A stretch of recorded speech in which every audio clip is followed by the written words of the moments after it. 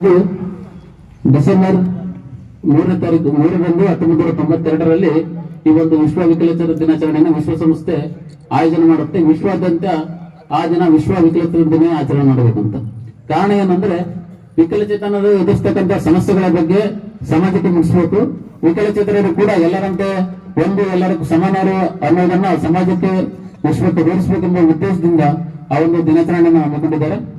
ಅದೇ ಉದ್ದೇಶವಾಗಿ ಡಿಸೆಂಬರ್ 3ನೇ ತಾರೀಕು ನಮ್ಮ ಸರ್ಕಾರದ ವತಿಯಿಂದ ಜಿಲ್ಲೆ ಮತ್ತು ರಾಜ್ಯ ಮಟ್ಟದಲ್ಲಿ ಈ ದಿನಾಚರಣೆ ನಡೆಯುತ್ತೆ. ಮಿಕ್ಕಂತೆ ಡಿಸೆಂಬರ್ ಒಳಗಡೆ ನಮ್ಮ ತಾಲೂಕು ಮಟ್ಟಗಳಲ್ಲಿ ಹಾಗೂ ಹೋಬಳಿ ಮಟ್ಟಗಳಲ್ಲಿ ಗ್ರಾಮ ಮಟ್ಟಗಳಲ್ಲಿ ಇರತಕ್ಕಂಥ ಸ್ಥಳೀಯ ಕಾರ್ಯಕರ್ತರಾಗಿರ್ಬೋದು ಅಥವಾ ವಿಕಲಚೇತನ ಸಂಘ ಸಂಸ್ಥೆಗಳು ಈ ಒಂದು ದಿನಾಚರಣೆಯನ್ನು ಹಮ್ಮಿಕೊಂಡಿರ್ತಾರೆ. ಅದೇ ಹಿನ್ನೆಲೆಯಲ್ಲಿ ನಮ್ಮ ಸಂಕಲ್ಪ ವಿಕಲಚೇತನ ಒಕ್ಕೂಟದಿಂದ ಈ ದಿನ ಈ ಒಂದು ಕಾರ್ಯಕ್ರಮ ಹಮ್ಮಿಕೊಂಡಿದ್ದೀವಿ. ನಮ್ಮ ಸಂಕಲ್ಪ ವಿಕಲಚೇತನ ಒಕ್ಕೂಟ ಬಂದ್ಬಿಟ್ಟು ಸ್ಥಾಪನೆ ಆಗಿದ್ದು ತಾಲೂಕು ಘಟಕ ಸ್ಥಾಪನೆ ಆಗಿದೆ 2018ರಲ್ಲಿ. ಅಲ್ಲಿಂದ ಇಲ್ಲಿವರೆಗೆ ನಾವು ಕಾರ್ಯಕ್ರಮ ಮಾಡ್ಬೇಕಂತ ಅನ್ಕೊಂಡಿದ್ವಿ, ಬಟ್ ಕಾರಣದಿಂದ ಆಗಿರಲಿಲ್ಲ. ಈ ವರ್ಷ ನಮ್ಮ ಸಂಕಲ್ಪ ವಿಕಲಚೇತನ ಒಕ್ಕೂಟನ ಜಿಲ್ಲಾ ಮಟ್ಟಕ್ಕೆ ತೆಗೆದುಕೊಂಡು ಹೋಗಿ ಈ ಒಂದು ಜಿಲ್ಲಾ ಮಟ್ಟದ ಒಂದು ವಿಶ್ವ ವಿಕಲಚೇತನ ದಿನಾಚರಣೆಯನ್ನ ಹಮ್ಮಿಕೊಂಡಿದ್ದೀವಿ. ನಂತರ ಈ ಒಂದು ಈಗ ವಿಶ್ವ ವಿಕಲಚೇತನ ದಿನಾಚರಣೆಯ ಉದ್ದೇಶ ಆಲ್ರೆಡಿ ನಿಮಗೆಲ್ಲ ಗೊತ್ತಿದೆ. ಈ ಒಂದು ಸಂಕಲ್ಪ ವಿಕಲಚೇತನ ಒಕ್ಕೂಟ ಪ್ರಾರಂಭ ಆಗಿದ್ದರಿಂದ ಇಲ್ಲಿವರೆಗೂ ಕೂಡ ಕೆಲವು ಕಾರ್ಯಕ್ರಮಗಳು ಹಮ್ಮಿಕೊಂಡಿರ್ಬೋದು. ಆದ್ರೆ ನಮ್ದೇ ಆದಂತಹ ಸೋಷಿಯಲ್ ಮೀಡಿಯಾದಲ್ಲಿ ಸಂಕಲ್ಪ ವಿಕಲಚೇತನ ಒಕ್ಕೂಟ ಫೇಸ್ಬುಕ್ ಆಗಿರ್ಬೋದು, ವಾಟ್ಸ್ಆಪ್ ಗ್ರೂಪ್ ಆಗಿರ್ಬೋದು, ಇಲ್ಲಿ ಇರ್ತಕ್ಕಂಥ ವಿಕಲಚೇತನರಿಗೆ ಬರ್ತಕ್ಕಂಥ ಸೌಲಭ್ಯಗಳ ಮಾಹಿತಿ ಹಾಗೂ ವಿಕಲಚೇತನರಿಗೆ ಇರ್ತಕ್ಕಂಥ ಸಾಧನೆ ಮಾಡಿದವರ ಒಂದು ಸ್ಫೂರ್ತಿದಾಯಕ ವಿಷಯಗಳನ್ನಾಗಿರ್ಬೋದು ಇದನ್ನ ಜನರಿಗೆ ಮುಟ್ಟುವಂತ ಕೆಲಸ ಮಾಡ್ತಾ ಬಂದಿದ್ವಿ. ಈ ಒಂದು ಕಾರ್ಯಕ್ರಮಕ್ಕೆ ಎಲ್ಲರೂ ಕೂಡ ತುಂಬಾ ನಾವು ಕೇವಲ 10 ದಿನದಲ್ಲಿ ಈ ಒಂದು ಕಾರ್ಯಕ್ರಮ ಹಮ್ಮಿಕೊಂಡಿದ್ದೀವಿ. ಇದಕ್ಕೆ ಕಾರಣಕರ್ತರಾದಂತ ಎಲ್ಲರಿಗೂ ಕೂಡ ತುಂಬಾ ಜನ ಸಹಾಯ ಮಾಡಿದ್ದಾರೆ. ಎಲ್ಲರಿಗೂ ಕೂಡ ಹೃತ್ಪೂರ್ವವಾಗಿ ಧನ್ಯವಾದ ತಿಳಿಸಿಕೊಡ್ತೀನಿ. ಹಾಗೂ ಈ ಒಂದು ಕಾರ್ಯಕ್ರಮಕ್ಕೆ ಪ್ರಾಸ್ತಾವಿಕ ನುಡಿಗೆ ಅವಕಾಶ ಕೊಟ್ಟು ಎಲ್ಲರಿಗೂ ವಹಿಸಿ ನನ್ನ ಮಾತು ಮುಗಿಸ್ತೇನೆ.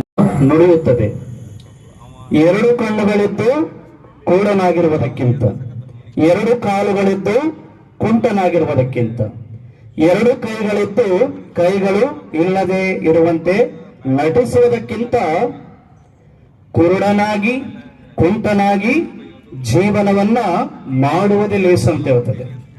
ಯಾಕಂತ ಹೇಳಿದ್ರೆ ನಿನ್ನ ಕಣ್ಣು ತಪ್ಪಿಗೆ ಕಾರಣರಾದರೆ ಆ ಎರಡೂ ಕಣ್ಣುಗಳನ್ನ ಕಿತ್ತು ಹಾಕು. ನಿನ್ನ ಕಾಲು ತಪ್ಪಿಗೆ ಕಾರಣವಾದರೆ ಆ ಎರಡೂ ಕಾಲುಗಳನ್ನ ಕಡಿದು ಹಾಕು. ನಿನ್ನ ಎರಡು ಕೈಗಳು ತಪ್ಪಿಗೆ ಕಾರಣವಾದರೆ ಆ ಎರಡೂ ಕೈಗಳನ್ನ ಕಡಿದು ಹಾಕಿ ಕಣ್ಣಿಲ್ಲದೆ ಕೈ ಇಲ್ಲದೆ ಕುಂಟನಾಗಿ ಜೀವಿಸುವುದು ಉತ್ತಮ ಅಂತೇಳಿ ಬೈಬಲ್ ಶ್ರೀಗ್ರಂಥ ನಮಗೆ ಮನವರಿಕೆ ಮಾಡಿಕೊಡುತ್ತದೆ. ಪ್ರಿಯರೇ, ಈ ಒಂದು ಸಮಯದಲ್ಲಿ ನಾನು ಬಸವಣ್ಣನವರ ಆ ಒಂದು ಮಾತನ್ನು ನೆನಪಿಸಿಕೊಳ್ಳಲಿಕ್ಕೆ ಇಷ್ಟಪಡ್ತೇನೆ. ಯಾಕಂತ ಹೇಳಿದ್ರೆ ಅವ್ರು ಹೇಳ್ತಾರೆ, ಮಾನವ ಜನ್ಮ ದೊಡ್ಡದಲ್ಲ, ಮಾನವೀಯತೆ ದೊಡ್ಡದಂತ ಹೇಳ್ತಾರೆ. ಯಾರಲ್ಲಿ ನಿಜವಾದ ಮಾನವೀಯತೆ ಇರುತ್ತದೋ ಅವರೇ ದೊಡ್ಡ ವ್ಯಕ್ತಿ.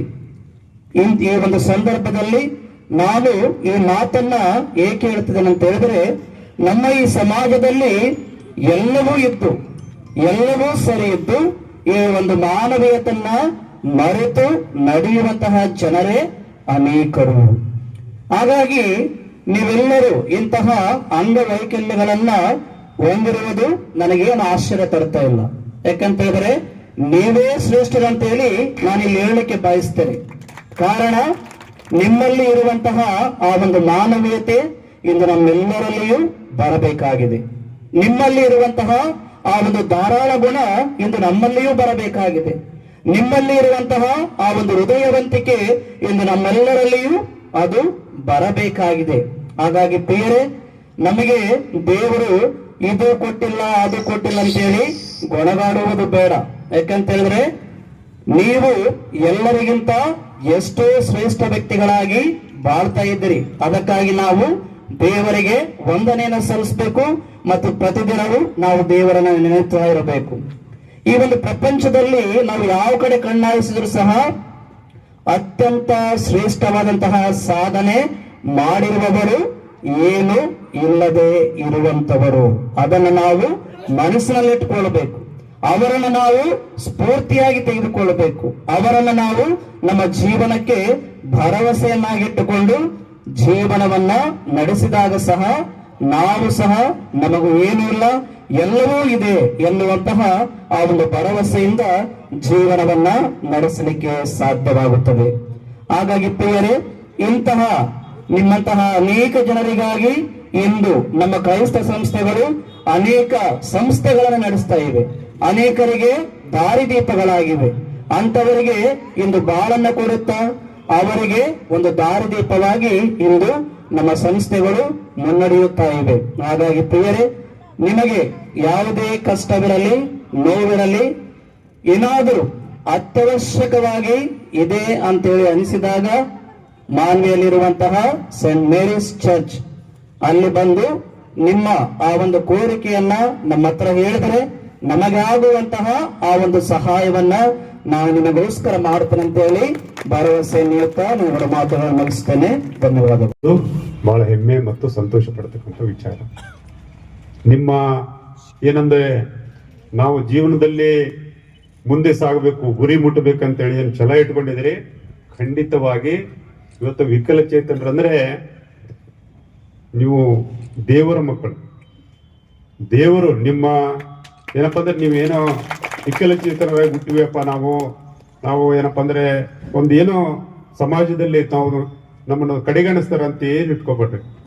ನಿಮ್ಮಿಂದ ಯಾರಿಲ್ಲ ಅಂದ್ರೆ ಆ ಭಗವಂತ ನಿಮ್ಮನ್ನು ಕೈ ಎತ್ತಿ ನಿಮ್ಮಿಂದ ಇರ್ತಕ್ಕಂಥ ಕೆಲಸ ಮಾಡ್ತಾನೆ, ನಿಮ್ಗೆ ಆಶೀರ್ವಾದ ಮಾಡ್ತಾನೆ ಎಂಬ ಮಾತುಗಳನ್ನ ಈ ಸಂದರ್ಭದಲ್ಲಿ ಹೇಳಿ, ಇವತ್ತು ನೀವೆಲ್ಲ ವಿಕಲಚೇತನರು ಬಹಳ ಕಷ್ಟಪಟ್ಟು ಜೀವನ ನಡೆಸ್ತಕ್ಕಂಥ ಕೆಲಸ ಇವತ್ತು ನೀವು ಮಾಡ್ತಾ ಇದ್ದೀರಿ.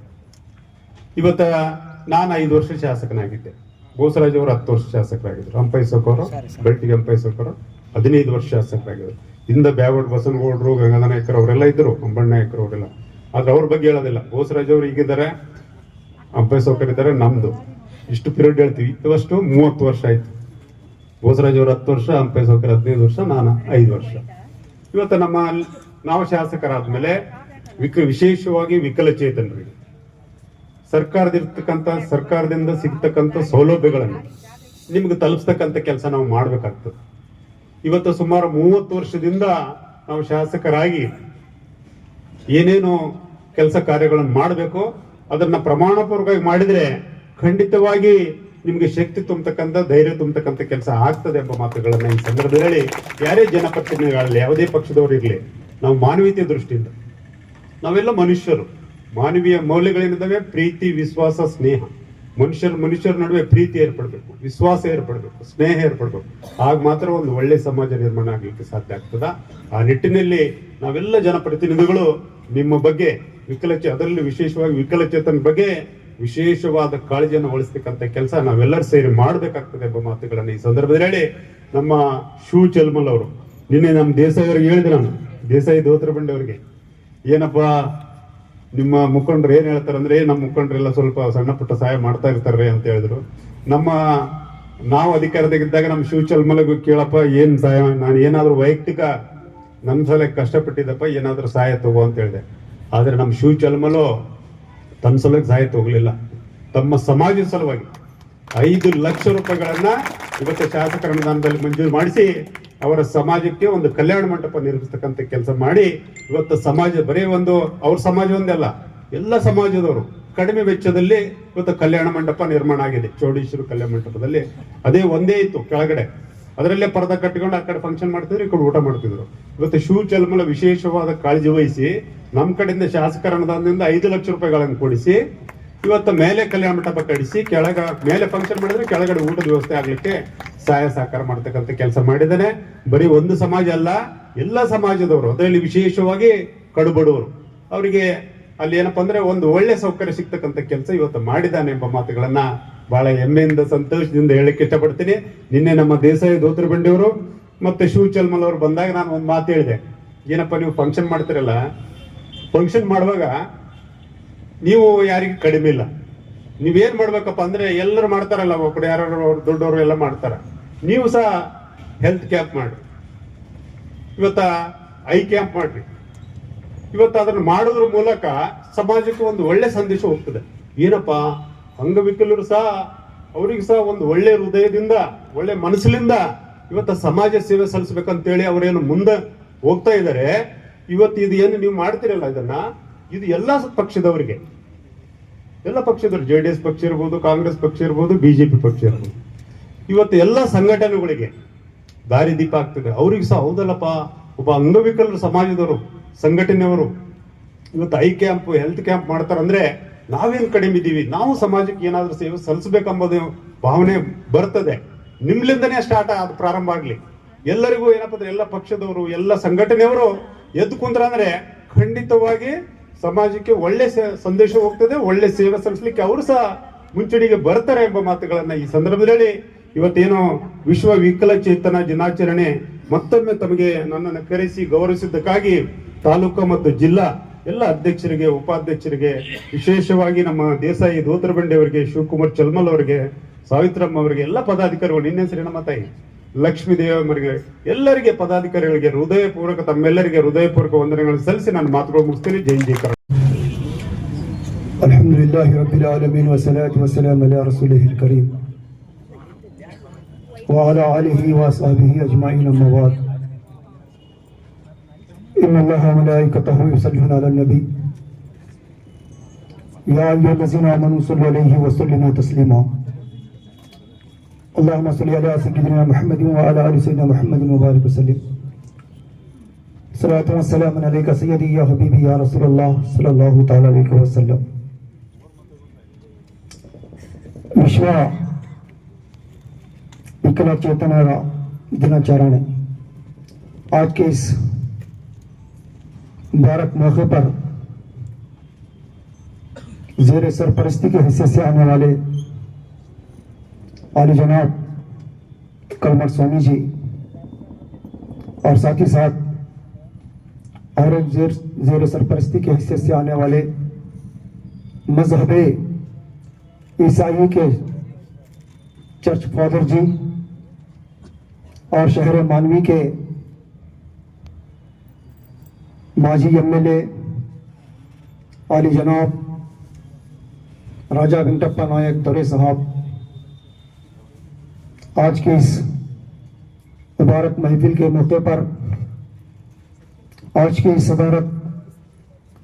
जलसे की सदारत करने वाले शिव कुमार साहब और विजय कुमार साहब, सैयद खालिद खदरी साहब और हमारे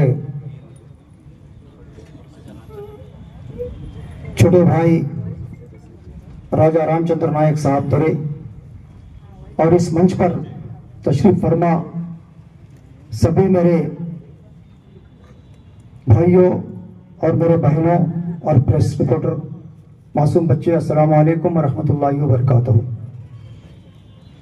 आज मुझे इन माजूर अपाइज, क्योंकि मुझे कन्नड़ा में जितनी ज़ुबान बोलना उतनी ज़ुबान मुझे नहीं आती, इसलिए सरकार दो जहां सल्लल्लाहु अलैहि वसल्लम कुरान के अंदर अल्लाह ताला, जैसा कि मेरे भाई राजा वेंकटप्पा नायक साहब ने कहा था कि अल्लाह की ये रहमत है, लंगड़े लुल्ले जितने आंधी आंख वाले कान वाले जो अल्लाह ने उनको माजूर रखा है, इनको ये ना समझो कि ये कमजोर है, बल्कि ये ताकत वाले हैं, ये अल्लाह की नजर में ऊंचा मुकाम रखते हैं।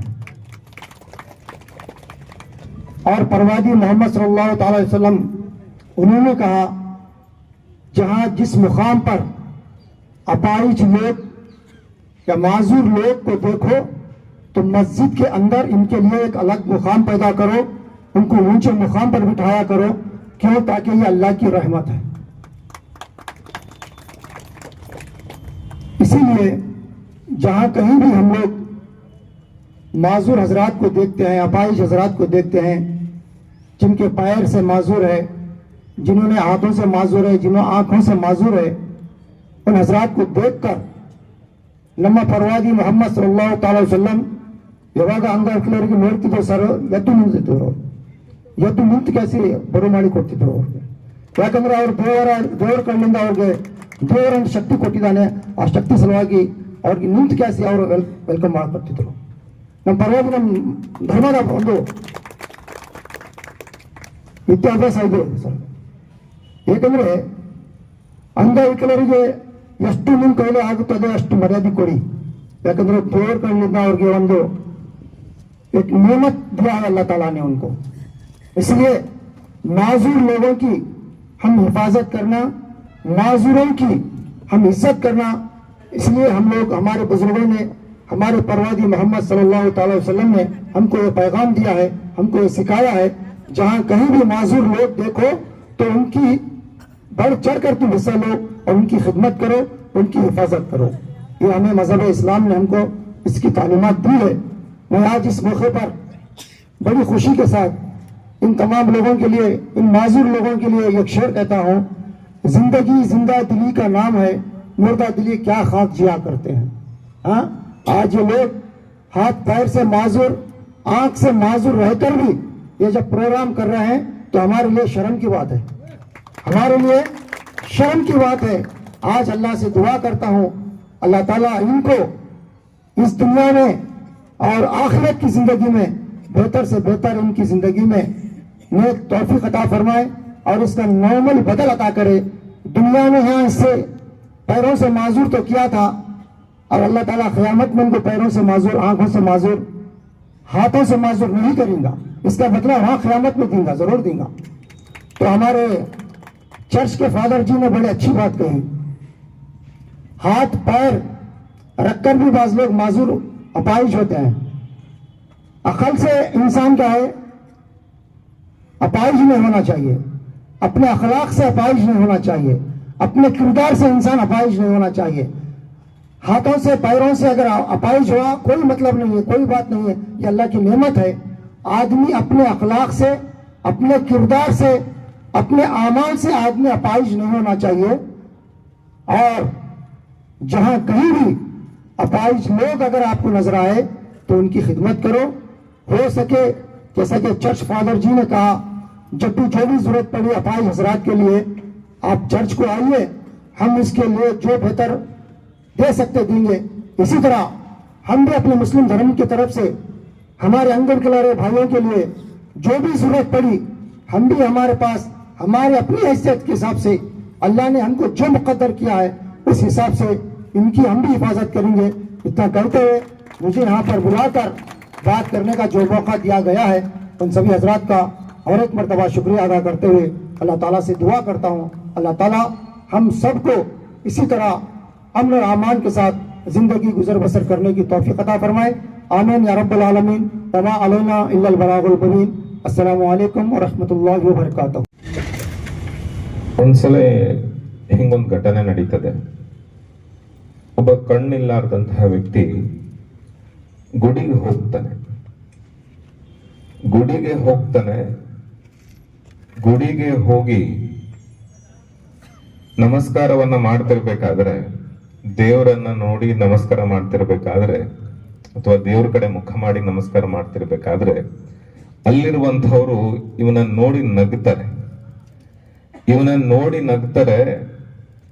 ನಕ್ಕ ಹೇಳ್ತಾರೆ ಇವನಿಗೆ ಜೋರಾಗಿ ಕೇಳಂಗ, ಇವನ್ ನೋಡು ಕಣ್ಣಿಲ್ಲಾರ್ದವ ದರ್ಶನಕ್ಕೆ ಬಂದನ ಅಂತ ತಿಳ್ಕೊಂಡು ಅಪಹಾಸ್ಯ ಮಾಡ್ತಾರ ಅವನ ಕುರಿತು. ಅಪಹಾಸ್ಯ ಮಾಡಿದಾಗ ಅವನೇನು ಬೇಜಾರಾಗ್ಲಿಲ್ಲ, ಬದಲಿಗೆ ಉತ್ತರ ಕೊಡ್ತಾನೆ, ಬಹಳ ಎಲ್ಲರಿಗೂ ಮಾದರಿಯಾದಂತ ಉತ್ತರ ಕೊಡ್ತಾನೆ. ಯಪ್ಪ, ನಾ ದೇವ್ರ ನೋಡ್ಬೇಕು ಅಂತ ಬಂದಿಲ್ಲ, ದೇವರೇ ನನ್ನ ನೋಡ್ಬೇಕು ಅಂತ ನಾ ಗುಡಿಗೆ ಬಂದಿದ್ದೀನಿ ಅಂತ ಹೇಳ್ತಾನ. ಬಹಳ ಹಿಂದೆ ಜನಕನ ಆಸ್ಥಾನದಲ್ಲಿ ಒಂದು ಘಟನೆ ನಡೀತದೆ. ಅಷ್ಟವಕ್ರ ಅಂತ ಇದ್ದವ. ಅಂದ್ರೆ ಆತಗೆ ಯಾಕೆ ಅಷ್ಟವಕ್ರ ಅಂದ್ರೆ 8 ತರವಾದಂತಹ ಡೊಂಕಾದಂತಹ ಮೈ ಇತ್ತು ಅವನಿಗೆ.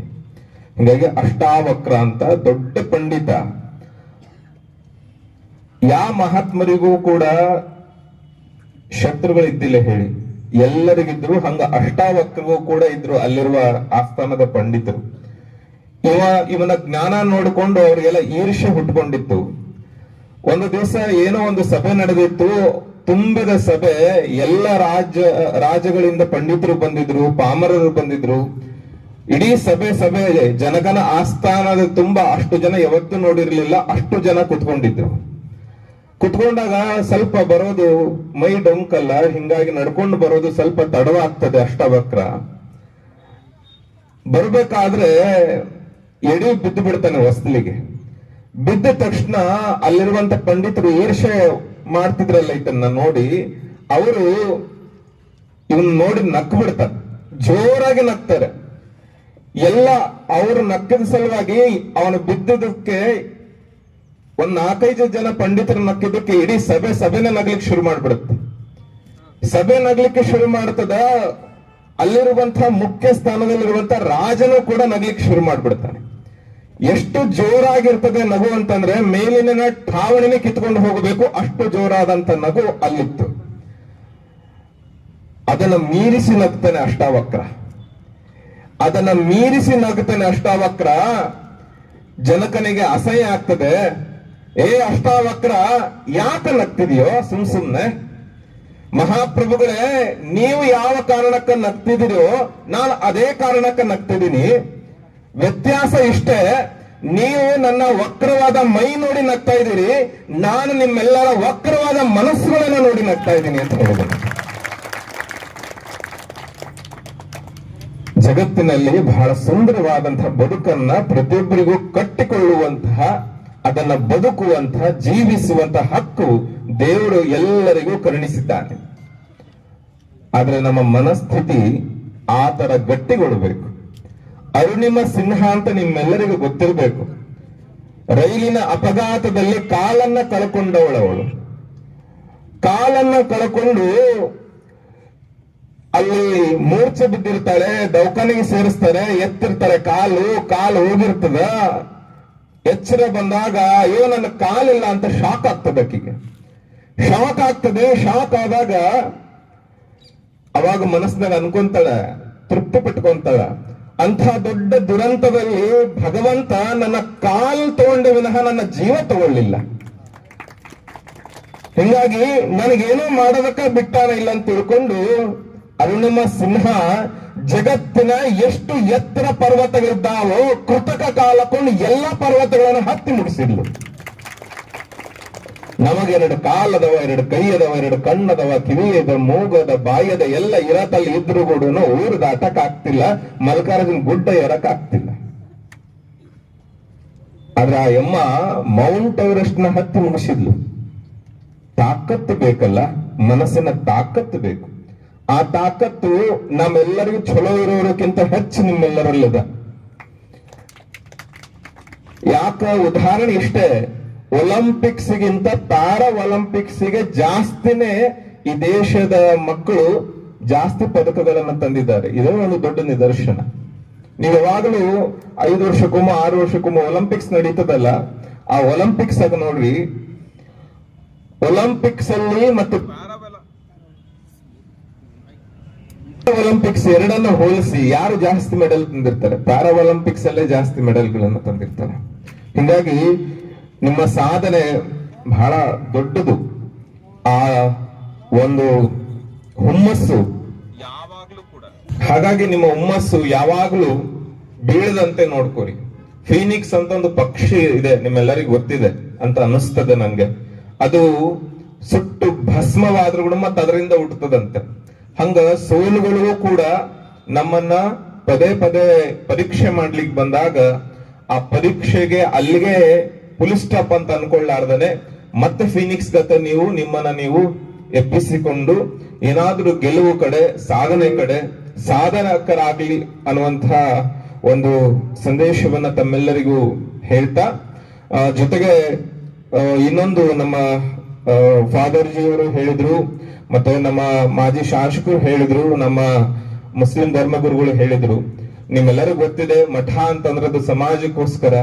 ಹಿಂಗಾಗಿ ನಿಮಗ ಏನೂ ಇಲ್ಲ ಅನ್ಸಿದ್ರು ಕೂಡ ಮಠ ಯಾವಾಗ್ಲೂ ನಿಮ್ ಬೆನ್ನೆಲ್ಲಿಗೆ ಇದ್ದೇ ಇದೆ ಅಂತ ತಿಳ್ಕೊಂಡು ನಿಮ್ಮ ಗಮನಕ್ಕೆ ಇರಲಿ ಹಾಗೆ ಅಂತ ಈ ಸಂದರ್ಭದಲ್ಲಿ ಹೇಳ್ತಾ, ಆಮೇಲೆ ನಮ್ಮ ಮಾಜಿ ಶಾಸಕರು ವೆಂಕಟ ನಾಯಕರು ದೊರೆಗಳು ಹೇಳಿದಂಗೆ, ನೀವು ಇಂಥ ಕಾರ್ಯಕ್ರಮಗಳೆಲ್ಲ ಮಾಡ್ತೀರಿ ಅಂತಂದ್ರೆ ನಮ್ಮ ಆಯುರ್ವೇದ ಪ್ರಿನ್ಸಿಪಲ್ ತಿಳಿಸಿರ್ತೀವಿ ನಾವು. ನೀವು ಅವ್ರಿಗೋಗಿ ಸಂಪರ್ಕ ಮಾಡಿ ಆ ಮೂಲಕವಾಗಿ ಫ್ರೀ ಕ್ಯಾಂಪ್ ಗಳನ್ನು ಕೂಡ ನಮ್ಮ ಆಯುರ್ವೇದ ಕಾಲೇಜ್ ಕಡೆಯಿಂದ ನೀವು ಅದನ್ನ ಹಾಸ್ಪಿಟಲ್ ಕಡೆಯಿಂದ ಸೌಲಭ್ಯವನ್ನ ನೀವು ಪಡ್ಕೋಬಹುದು ಹಾಗೆ ಅಂತ ನಾನು ಈ ಸಂದರ್ಭದಲ್ಲಿ ಹೇಳ್ತೇವೆ. ಬಹಳ ನಮ್ಮಲ್ಲಿ MD ಮುಗಿಸಿದವರು 30-32 ಜನಗಳಿದ್ದಾರೆ ಡಾಕ್ಟರ್ಗಳು. ಅವರೆಲ್ಲರ ಸದುಪಯೋಗವನ್ನ ತಾವು ಪಡ್ಕೋಬೇಕು ಹಾಗೆ ಅಂತ ಈ ಸಂದರ್ಭದಲ್ಲಿ ಹೇಳ್ತಾ, ಭಗವಂತ ನಮ್ಗಿಂತ ಹೆಚ್ಚು ಶಕ್ತಿ, ನಮ್ಗಿಂತ ಹೆಚ್ಚು ಮನೋ ಧೈರ್ಯವನ್ನ ತಮ್ಮೆಲ್ಲರಿಗೂ ಕರುಣಿಸಿದ್ದಾನೆ. ನಾವು ವಿಕಲರು ಅಥವಾ ನಾವು ನ್ಯೂನ್ಯವಂತರು ಅಂತ ನಿಮ್ಮ ಮನಸ್ಸಿನಲ್ಲಿ ಯಾವ ಸಂದರ್ಭದಲ್ಲೂ ಕೂಡ ಬರದೆ ಹಾಗೆ ನೀವು ಬದುಕಬೇಕು ಅನ್ನುವಂತಹ ಸದಾಶಯ ನಂದಾಗಿದೆ. ಹೀಗಾಗಿ ತಾವು ಆ ನಿಟ್ಟಿನಲ್ಲಿ ಬದುಕ್ತೀರಿ, ಸಾಧನೆ ಮಾಡ್ತೀರಿ, ದೊಡ್ಡ ಸಾಧಕರಾಗ್ತೀರಿ ಅನ್ನುವಂತಹ ನಂಬಿಕೆಯೊಂದಿಗೆ ತಮ್ಮೆಲ್ಲರಿಗೆ ಒಳ್ಳೇದಾಗ್ಲಿ, ಭಗವಂತ ತಮಗ ಮತ್ತಷ್ಟು ಸಾಧನೆಗಳು ಮಾಡ್ಲಿಕ್ಕೆ ಶಕ್ತಿಯನ್ನ ತುಂಬಲಿ ಹಾಗೆ ಅಂತ ಹೇಳ್ತಾ ಮಾತುಗಳನ್ನು ವಿರಮಿಸ್ತೇನೆ. ನಮಸ್ಕಾರ.